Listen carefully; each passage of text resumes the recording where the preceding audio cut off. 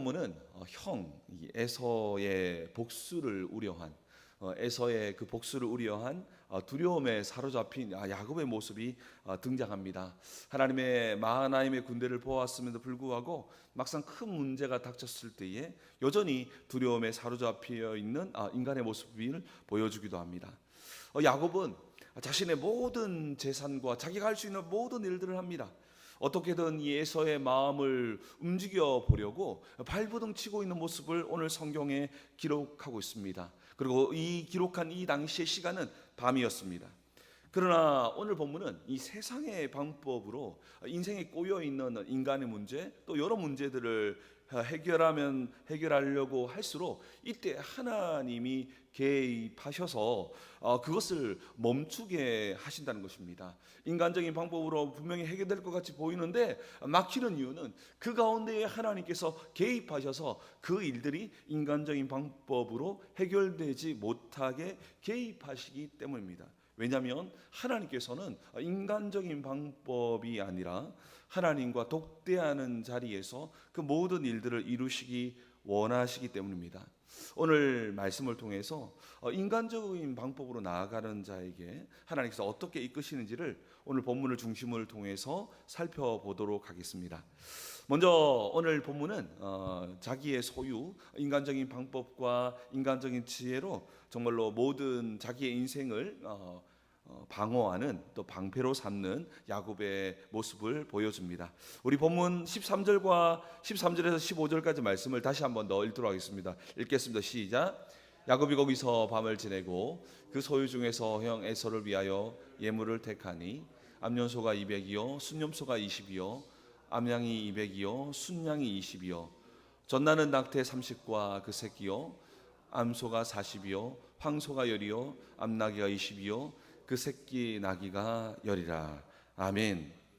그러니까 이 야곱이 생각해낼 수 있는 모든 방법 보십시오. 이 모든 종류 무엇을 좋아할지 모르니까 그냥 자기가 쓸 수 있는 다양한 그런 짐승들을 앞세우고 또 그게 알맞게 예물을 준비하는 것을 보게 되어집니다. 야곱이 밧단 아람에서 20년 동안 피땀 흘려 모았던 모든 짐승들을 나누어서 이렇게 보내는 것을 보는데요. 무려 한 550마리 가량의 가축을 형을 위한 예물로 떼어놓습니다. 이것은 단순하게 선물보다는 뇌물에 가깝죠.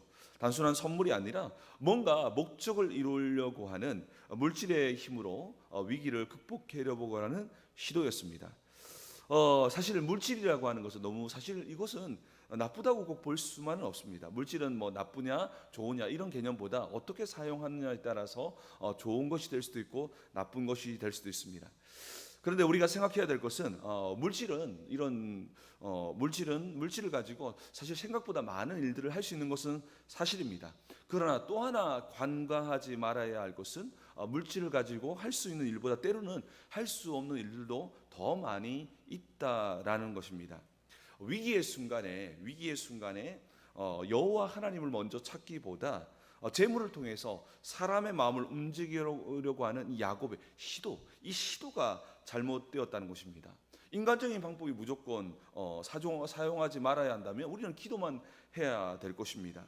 분명히 내가 할 수 있는 일은 최선을 다해서 때로는 사람의 마음을 움직이기 위해서 때로는 이 일을 개선하기 위해서 하는 부분은 분명히 필요합니다. 그러나 무엇을 지적하고 있냐면 근본적으로 인간적인 방법을 하나님의 자리에까지 두려고 하는 시도가 잘못되었다는 것입니다. 하나님은 알고 계십니다. 이것이 단순하게 최선을 다해서 살아가는 길인지 아니면 하나님을 신뢰하지 못해서 하나님을 믿지 못해서 플랜 B를 행하고 있는지는 하나님께서 알고 있다는 것입니다. 오늘은 단순히 이 야곱이 인간적인 방법을 행한 이 부분이 아니라 인간적인 방법을 하나님 자리로 대신하려고 하는 이 시도를 지적하고 있는 것입니다. 야곱은 하나님의 자리에 인간적인 방법으로 대처하려는 시도가 바로 교만이었고 이 교만을 하나님께서 지적하고 있다는 것입니다. 이럴 때에 하나님은 문제를 꼬이게 하시죠. 잘못되었다는 것입니다. 그러면서 야곱은 정말 이 물질을 가지고 형의 마음까지도 움직여 보려고 합니다. 우리 19절에서 20절까지 말씀을 다시 한번 더 보도록 하겠습니다. 19절에서 20절입니다. 시작. 그 둘째와 셋째와 각 때를 따라가는 자에게 명령하 이르되 너희도 에서를 만나거든 곧 이같이 그에게 말하고 또 너희는 말하기를 주의 종 야곱이 우리 뒤에 있다 하라니 이는 야곱이 말하기를 내가 내 앞에 보내는 예물로 형의 감정을 푼 후에 대면하면 형의 혹시 나를 받아주리라 함이었더라. 아멘. 자, 여러분, 이 본문에서 중요한 단어가 하나 있습니다. 여기 보면 감정을 풀다라는 부분이 있죠. 20절에 보니까 감정을 푼 후에 대면하다라는 단어가 등장하는데요. 이 감정을 푼다라고 하는 이 단어가 히브리어로 카파르라는 단어인데요. 이 단어는 좀 특별한 겁니다. 단순히 인간의 마음을 푼다라는 개념보다 이 단어는 주로 속죄하다, 죄를 용서받다, 죄를 덮다라고 쓰여지는 약간 구속사적인, 약간 신학적인 단어입니다. 이 단어를 사용하는 것은 단순하게 이 부분들은 이 속죄의 문제, 물론 인간적인 속죄의 문제도 있지만 이 뒤에는 하나님과의 관계 속에 풀어야 하는 문제가 숨겨져 있다라는 것을 암시하는 단어가 바로 이 형의 감정을 풀다라고 하는 이 카파르라고 하는 단어입니다. 야곱은 과거의 형의 이 장자권, 이 축복권을 자기의 인간적인 계략으로 사실은 이 빼앗았던 잘못을 행했습니다. 그런데 이 부분은 이 카파르라고 하는 단어를 사용한 것은 이것은 단순하게 인간적인 문제를 넘어서 하나님과의 관계 속에서 풀어야 할 문제도 있다라는 것입니다. 예를 들면 이런 것이죠. 우리가 부부싸움을 했습니다. 부부싸움을 했었을 때 정말 어떻게 보면 내 남편과 내 아내하고 싸움을 했지만 또 하나 바라보아야 할 것이 하나 있습니다. 그것은 무엇입니까? 그 아내를 사랑하는 하나님, 그 남편을 사랑하는 하나님도 그 배후에는 계시다는 것입니다. 그렇기 때문에 우리가 정말로 그 내 남편을 너무너무 사랑하는 그 하나님의 마음을 아프게 했고 또 내 아내를 너무너무 사랑하는 아내의 하나님을 아프게 했던 그 이면도 있다라는 것이죠. 그래서 인간적으로 풀 뿐 아니라 하나님과의 관계 속에서도 풀어야 할 부분이 있다라는 것입니다. 바로 그 부분을 드러내는 아주 중요한 단어가 바로 이 카파르라고 하는 단어입니다. 형의 마음을 풀다라는 이 이면에서 이 죄를 덮다라고 하는 이런 구속사적인 단어를 사용한 것은 이 뒤에 하나님과의 관계 속에 해결해야 할 부분이 있다라는 것을 말하고 있습니다. 그러나 야곱은 어떻게 합니까? 이것은 결국 인간적인 문제로만 보고 인간적인 방법으로만 해결하는 시도를 하고 있죠. 그러니까 오직 물질적인 부분을 가지고 상황을 모면하려고 있습니다. 가장 중요한 하나님 앞에서의 진정한 회개의 마음은 온데간데 없고 모든 것을 물질로만 해결하려는 시도를 보여주고 있다라는 것입니다. 야곱의 세계관에서는 이것은 단순히 눈에 보이는 현상만 바라보고 그 뒤에 숨겨져 있는 하나님의 계획과 뜻을 보지 않았다는 것입니다. 그때 우리 하나님께서는 어떻게 하시냐면 인간적인 시각과 인간적인 방법을 내려놓게 하기 위해서 모든 것을 야복 관가를 건너가게 하고 오직 하나님과 독대하는 자리로 이끌게 되는 것을 보게 되어집니다. 우리 22절과 23절을 마지막으로 읽겠습니다. 22절과 23절 말씀입니다. 읽겠습니다. 시작.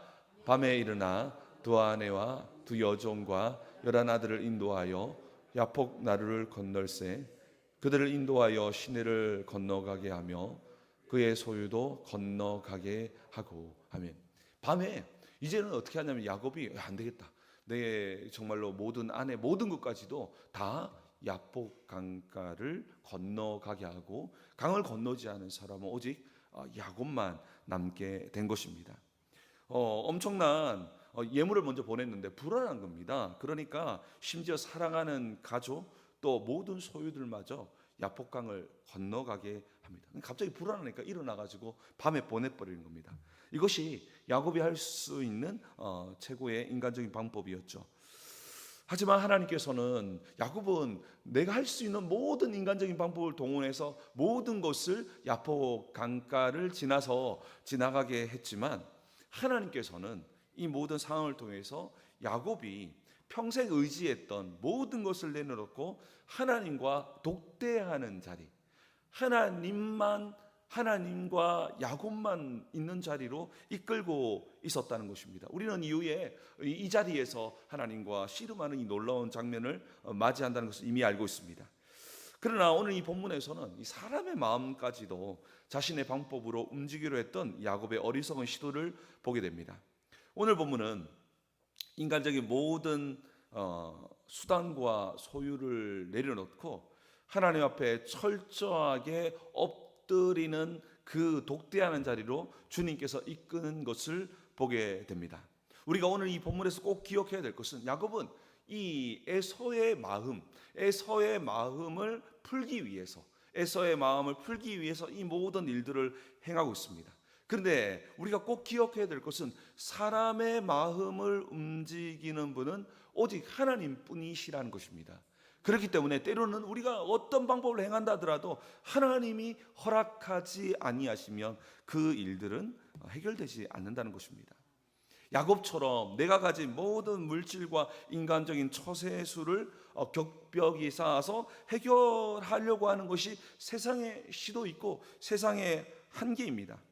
그러나 세상의 방법으로 무엇으로 조율할 수 있다고 하는 그 하나님 자리에 이러한 방법을 행하는 것은 교만이며, 또한 이 교만을 세상은 우리에게 가르치고 있습니다.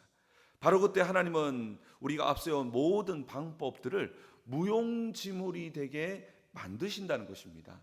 하나님께서는 그 하나님 백성들에게 인간적인 방법을 하나님 자리에 올려놓을 때에 하나님은 그 모든 방법을 무용지물로 만드시는 개입하심이 있다라는 것입니다. 그때의 사람들로 하여금 정말로 인생의 주권은 하나님께 있음을 뼈저리게 깨닫게 하시는 것입니다.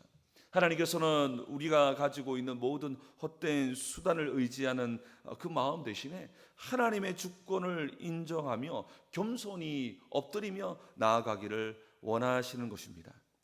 구약에 보면 히스기야 왕, 우리가 정말로 훌륭한 왕이라는 것을 우리는 기억하고 있습니다. 그러나 우리는 그 전에 히스기야의 연약함도 있었습니다. 아수르 왕이 침공했을 때에 먼저 히스기야는 위기를 모면하기 위해서 인간적인 방법을 채택합니다. 그래서 성전 문에 있는 금을 모두 벗겨서 은 300달란트와 금 30달란트를 사실 뇌물을 바쳐서 어쨌든 아수르의 마음을 움직이려고 합니다. 아수르 그 나라의 그 왕의 마음을 달래보려고 했습니다. 하지만 결국 돌아온 것은 사내립이 결국 예루살렘을 포위하게 됩니다. 그때에 하나님께서 인간적인 모든 방법이 잘못되었고 바로 하나님의 자리에 인간적인 방법을 시도했던 그 히스기야의 모든 시도를 헛되게 만든 것이죠. 그때 어떻게 합니까? 히스기야는 마침내에 적장에 조롱하는 편지를 가지고 결국 하나님 앞에 성전에 엎드려지게 됩니다. 그때에 하나님과 독대했을 때에 결국 하룻밤 만에 18만 5천이 송장이 되는 것을 보게 됩니다. 우리는 잠언 16장 7절의 말씀도 기억해야 됩니다. 우리 잠언 16장 7절의 말씀에 성경은 이렇게 기록하고 있습니다. 우리 잠언 16장 7절 말씀인데요, 제가 읽어드리겠습니다. 사람의 행위가 여호와를 기쁘시게 하면 그 사람의 원수라도 그와 더불어 화목하게 하시느니라. 여호와를 기쁘시게 하면 그 사람의 원수라도 그와 더불어 화목하게 한다. 무슨 이야기입니까? 사실 사람과 화목한 것은 사람과의 관계라고 생각하지만 그 이면에 하나님과의 관계가 있다라는 것입니다. 그렇기 때문에 하나님과의 관계가 회복되는 것이 사람과의 원수와의 관계가 회복되는 것보다 선행되어져야 한다라고 말씀하고 있는 것입니다. 하나님께서 정말로 우리의 모든 행위를 기뻐하시면 사람의 마음까지도 더불어서 화목해 하는 것을 보게 되어집니다. 우리는 여러 가지 관계의 어려움들을 겪었을 때 우리가 그 사람과의 관계 속에서 어떻게 하면 해결해 볼까 시도합니다. 그 시도는 분명 잘못된 것은 아닙니다. 그러나 우리가 꼭 기억해야 될 것은 그 이면에 있는 하나님과 우리와의 관계를 돌아보아야 한다는 것입니다. 사람의 행위가 여호와를 기쁘시게 하면 그 사람의 원수라도 그와 더불어 화목하게 하는 사람의 마음을 움직이는 하나님의 역사가 시작된다는 것이죠. 여러분, 우리가 꼭 기억해야 될 것은 오늘 이 야곱은 사람의 마음을 물질과 이 모든 수단과 뇌물을 통해서 움직이려고 했지만 성경은 사람의 마음을 움직이는 분은 오직 하나님이시다라고 말씀하고 있는 것입니다.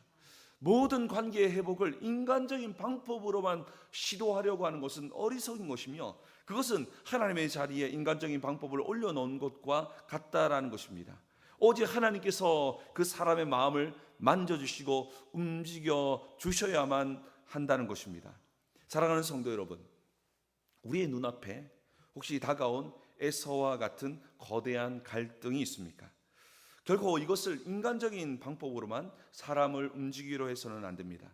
오늘 본문은 사람의 마음을 움직이는 분은 오직 하나님 한 분이시다라고 이야기하면서 카파르라고 하는 단어를 사용하면서 우리가 정말 돌아보아야 할 것은 이 하나님과의 관계, 우리의 행동이 정말 하나님을 기쁘시게 하는지를 먼저 돌아볼 것을 말씀하고 있습니다. 오늘 본문은 사람의 마음을 움직이는 분은 오직 하나님뿐이심을 우리에게 말씀하고 있는 것입니다.